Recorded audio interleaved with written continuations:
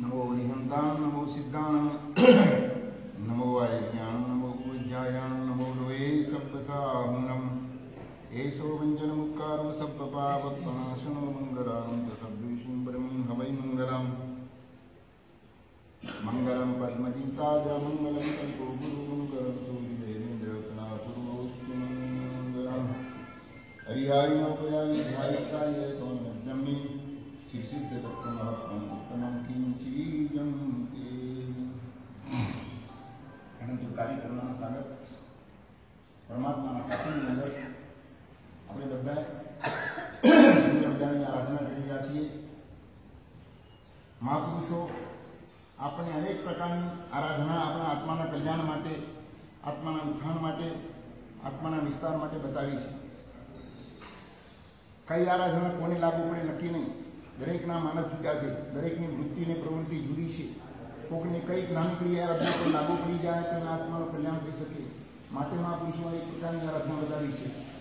એક પ્રકારની આરાધના ઘણા કે આ નથી ગમતું, નથી ખાવતું, ખાવામાં એને પણ વાનગી રાખવી પડે છે, નહીં તો આમ તો વસ્તુ છે ને દાળ રોટલી બે જ જોઈએ। ઘણી વાનગીઓ હોય ને એ તાણાવાના જીબડી કરે, બે વસ્તુ હોય ને ત્રીજી વસ્તુ ન હોય તો ઓટોમેટિક ખાઈને પેટ ભરીને રવાના થઈ જાય, બરોબર ના? ઘરમાં કેટલી વસ્તુ રોજ મળે? હા, ઘણા તાણાવાના કરો તો કહી દે ને કરી લો હાથે, ત્યાં બહાર જાઓ, જ્યાં જોયું ત્યાં જાઓ, આ ઘણી મળે છે ને અહીંયા ત્યારે લાગે આ છે ને આ નથી, આ છે ને આ નથી, આવું હોય તો આવું જોઈએ। એટલે કહેવાનું તાત્પર્ય એમ છે કે ઘણી વસ્તુઓને કારણે મન જ્યાં ત્યાં ભટકે છે, છતાં પણ મહાપુરુષો દરેકની મનની વૃત્તિઓ જોઈને અનેક પ્રકારની આરાધનાઓ આપણને બતાવી છે, પણ મૂળ એક જ છે। મુંબઈ જવું હોય તમે ગમે ત્યાંથી જાઓ, ઉડીને જાઓ, ચાલીને જાઓ કે દરિયા કિનારેથી જાઓ, પણ મુંબઈમાં પહોંચવા માટે ઇન્ડિયામાં તો મુંબઈમાં ઘૂસવું હોય તો તમારે વિરાર થઈને જવું પડે ને?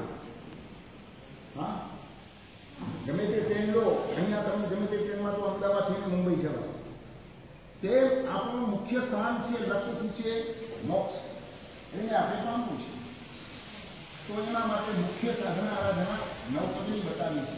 નવપદમાં બધી આરાધના આવી જાય, બધું આવી જાય। નવે નવ પદો છે ને આખા જગતમાં સર્વવ્યાપક છે અને નવકારમાં પણ રહેલા છે। એમાં આજે મુખ્ય છે કેન્દ્રમાં આપણે આવી ગયા, સાધુ પદ, સાધુ સિવાય કંઈ પણ ક્યાંય ન જવાય, બોલો આ કેન્દ્ર। સર્વ જીવ સ્નેહ પદનામ સાધુત્વમ, આ એનું લક્ષણ છે। કદાચ તમારાથી દ્રવ્ય સ્થાન સંસાર ન છૂટે તો ભાવ સંસારમાં તો રહો। ભાવ સંસાર એટલે કે સામાયિકની અંદર ક્ષમતા ભાવમાં, દ્રવ્ય સંસાર એટલે ઊભો લઈને તમારો ઘર છોડીને ઊભો લેવું એટલું તમારી તૈયારી ન હોય તો દ્રવ્ય સંસાર ન છૂટે તો ભાવ સંસારમાં તમે રહી શકો સતત તમારા આત્મલક્ષી જીવનમાં। એ બને એટલા ઓછામાં ઓછા કર્મ બંધાય, ઓછામાં ઓછા ક્લેશથી આપણે જીવાય એવો જીવન તમે ન જીવી શકો। તમે બધા એમને મહાપુરુષો એક જ કહે છે કે છોડવા જેવો સંસાર 100%, પણ કદાચ બધાની તાકાત ન હોય, વિચારધારા ન હોય, અથવા આત્માનો એવા પ્રકારનો કર્મથી હળવાશ ન હોય, કર્મની હળવાશ ન હોય તો એને કારણે ન છૂટી શકે। પણ ભાવ સંસારમાં તો બધા જ પોતે રાખી શકે છે। ભાવ સંસાર એટલે શું? આત્મા ધ્યાનમાં, આત્મામાં સતત રમણતા, આત્મલક્ષી જીવન।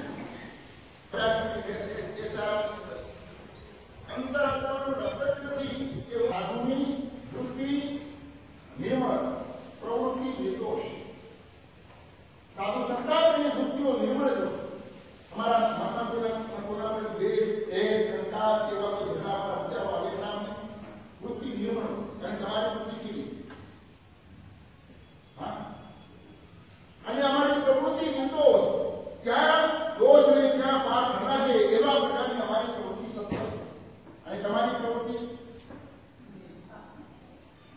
આ સાધુતામાં અને તમારા સંસારી જીવનમાં આટલો બધો ફરક છે। એટલે લખ્યું સ્નેહ, સર્વજીવ સ્નેહ પરિણામ।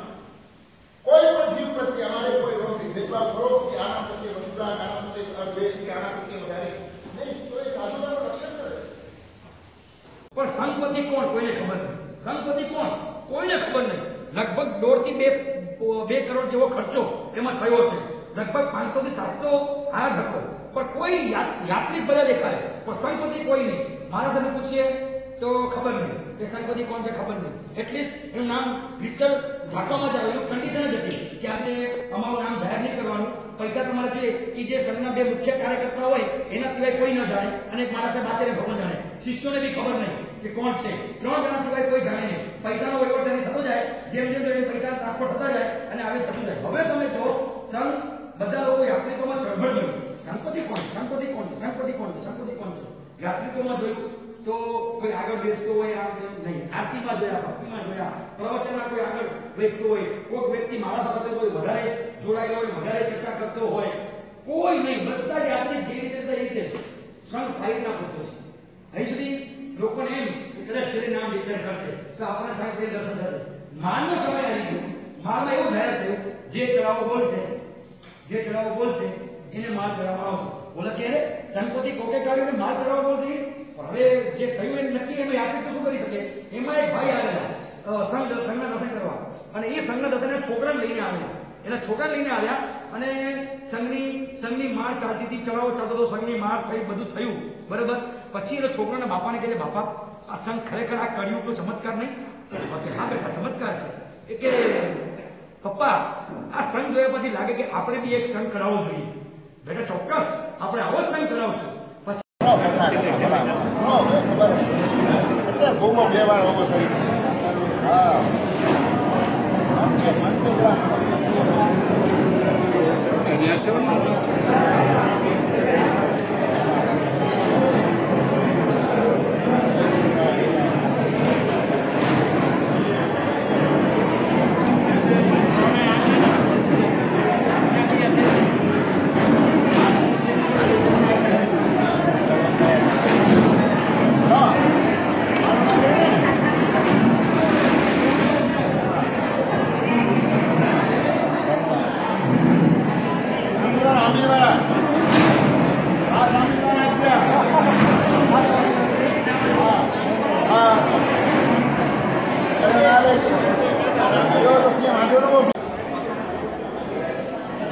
ભાઈ શું કરો અંદર પાણી પર બે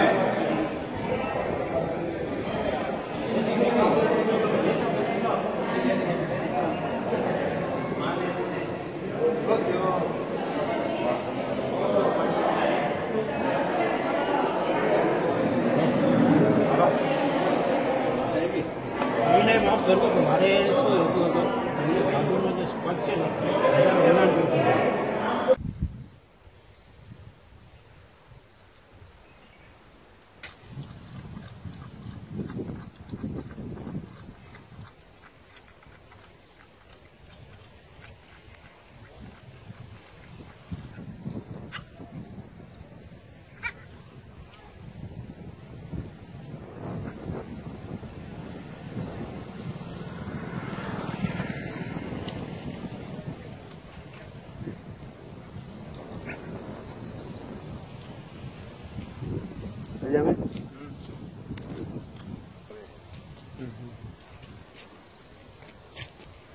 જો વાંસાડી બધે આ ફોટો ગડ્યા તો પછી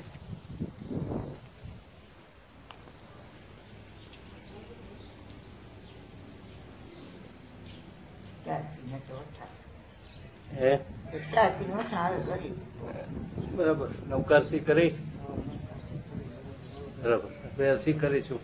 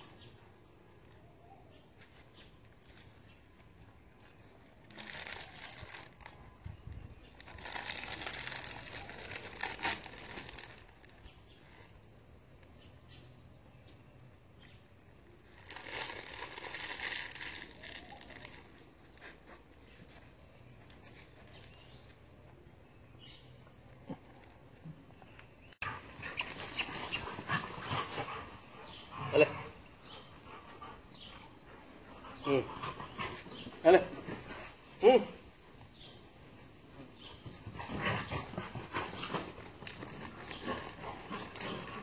એટલે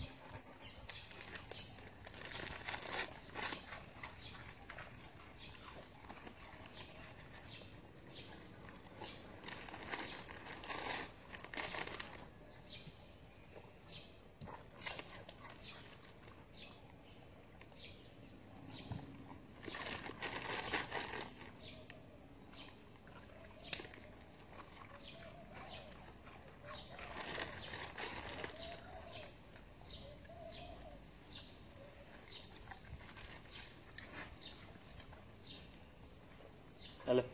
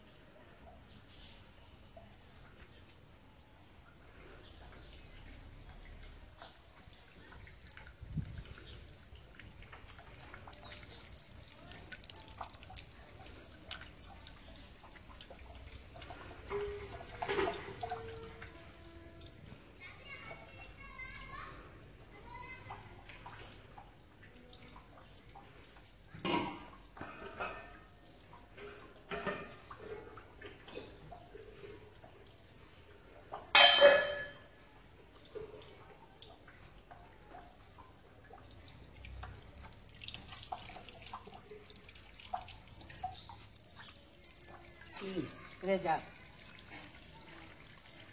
ફૂફા રાખ્યા બાઈ ફૂફા પકાઈ દી હા બે જો વખત ફૂફા થયો વરા કાકા થયો ને કે ફૂફી ને સિંગો ગયા હા હોય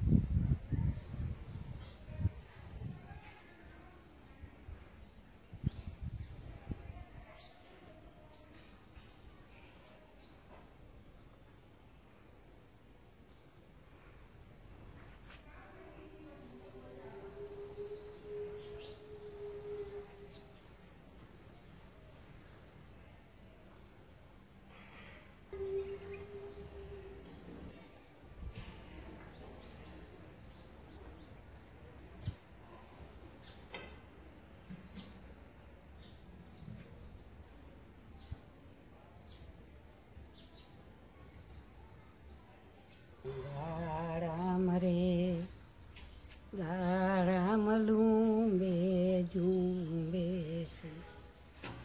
તમે એકવાર કડાઈ શેર જાજો રે દાડામ લુંબે ઝુંબે તમે કડાઈ શેરના કડલા લઈ આવજો રે એ દાડામ લુંબે ઝુંબે તમે તરાવની પારે દાડામ રે એ દાડામ લુંબે ઝુંબે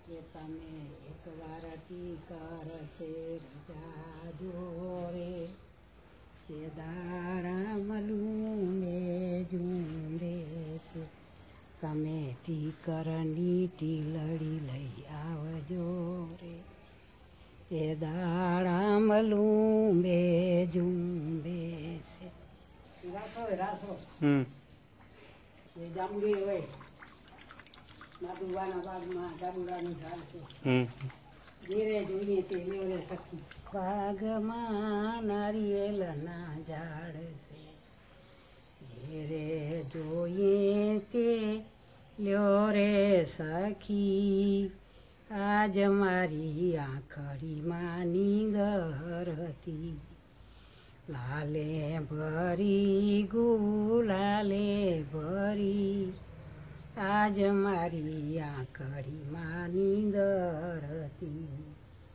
મધુબાના બાગમાં કેરી ના ઝાડ છે સુરજી બાપાના આંગણમાં કેરીના ઝાડ છે જે રે જોઈએ તે લ્યો રે સખી જેટલી જોઈએ તે લ્યો રે સખી આજ મારી આખડી માની દર હતી લાલે ભરી ગુલાલે ભરી આજ મારી આખડી માની દર હતી કે સુભાના બાગમાં નારિયેલના ઝાડ છે કે સુભાઈના બાગમાં નારિયેલના ઝાડ છે જે રે જોઈએ તે લ્યો રે સખી આજ મારી આખડી માની દર હતી